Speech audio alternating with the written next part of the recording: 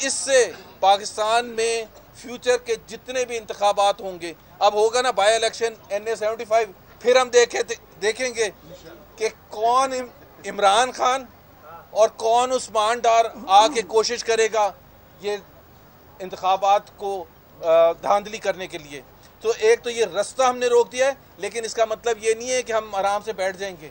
हमारे जब इलेक्शन होगा, कैंपेन होगी और इलेक्शन का दिन होगा या उसके बाद काउंटिंग होगी, और फिर हमें अब एक और हमारी जिम्मेदारी होगी है कि हमने प्रिसाइडिंग ऑफिसर्स की भी प्रोटेक्शन करनी है कि वो जब निकलते हैं तो कहाँ जाते हैं।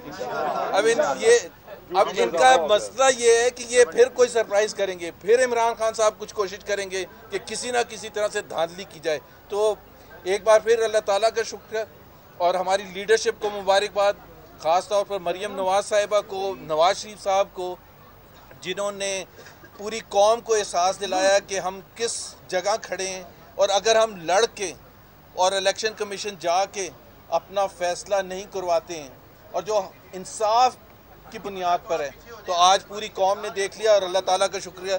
और सबसे बड़ी जो मेरा ख्याल है जो इस NA-75 के जो उभर के सामने आए as a major political leader, जो वहाँ की कैंडिडेट थी, मेरा ख्याल है वो अपने शुक्र का इजहार करेंगी आज।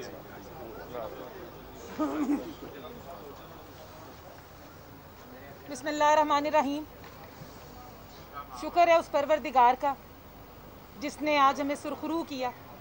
ECP की शुक्रगुजार हूँ जिन्होंने आज इंसाफ के लिए, जिसके लिए हम डिमांड कर रहे थे, आज उसका फैसला हुआ। ये एक हिस्टोरिकल फैसला है जो आने वाले हर इलेक्शन में एक मिसाल और एक एग्जाम्पल सेट करके गया है।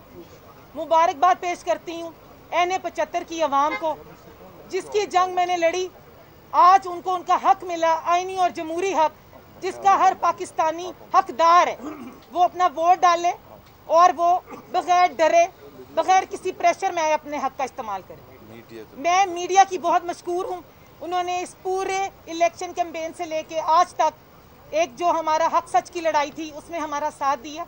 मैं शुक्रगुजार हूँ अपनी पार्टी लीडर्स की जिन्होंने मेरे पे एतमाद किया और आज तक मुझे सपोर्ट दी और हिम्मत दी कि मैं इन चोरों का, इन वोट चोरों का मुकाबला डट के कर सकूं, जो मैं आइंदा भी इंशाल्लाह करूंगी।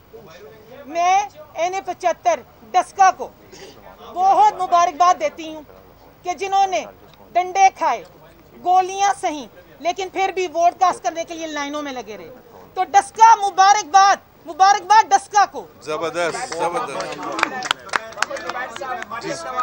मरियम नवाज ने ये कहा था कि उनके पास ये सबूत है कि वज़ीर आज़म इमरान खान के जो मातहत एजेंसियां हैं वो इस अगवा में मुलव्वस थी, प्रिजाइडिंग अफसरों के उनके पास सबूत है। तो क्या अब आप मुस्लिम लीग नून मसलहत के तहत वो सबूत पी जाएंगे या वो सबूत आप भी मंजरान पे लाएंगे? मतीउल्लाह जान साहब, अगर हमने मसलहत करनी होती ना तो हम इस हद तक लेके भी ना आते अपनी जंग को।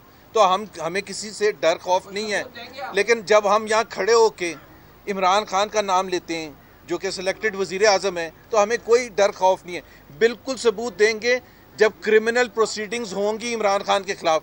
अभी हम सबूत हाथ में ले रहा तो नहीं, पहला सबूत तो इलेक्शन कमीशन को हमने दे दिया और इलेक्शन कमीशन ने वो सबूत मान लिया। तो हमारी जंग की पहली फतह हमें हो चुकी है, लेकिन इसका मतलब ये नहीं है, और इसी वजह से हम डिमांड करते हैं और ये बताना चाहते हैं कि 2018 में किस तरह से हुकूमत को हमारे ऊपर इम्पोज किया गया था, कैसे सिलेक्ट करके बिठाया गया था उन सिलेक्टेड लोगों को। अगर एक हल्का इमरान खान साहब हार जाते तो मेरा नहीं ख्याल है कोई इतना बड़ा मसला होता, लेकिन ये अल्लाह ताला ने एक दिखाना था पूरी कौम को और वो उन्होंने दिखा दिया। एक्सपोज करना था, एक्सपोज हो गए। चोर साबित बताइए कि आप अभी मुबारकबाद दे रहे हैं चोर हैं, लेकिन 3 मार्च के इंतखाबात में तो आपका एक वोट तो कम हो चुका। एक वोट कम हो गया, और ये शाहिद खाकान अब्बासी साहब ने इसका इशारा दिया था कि एक तो ये 3 मार्च की तैयारी का सिलसिला है कि जी एक वोट जो इन्होंने देना था, एक वोट का फ़र्क नहीं होगा इंशाल्लाह ताला। सो हमें इतना अफसोस शायद नहीं होगा जब शाम को 3 मार्च के रिज़ल्ट आएंगे और हफीज़ शेख साहब का और PTI का जनाजा निकलेगा, तो उस जगह हमें एक वोट नहीं याद आएगा।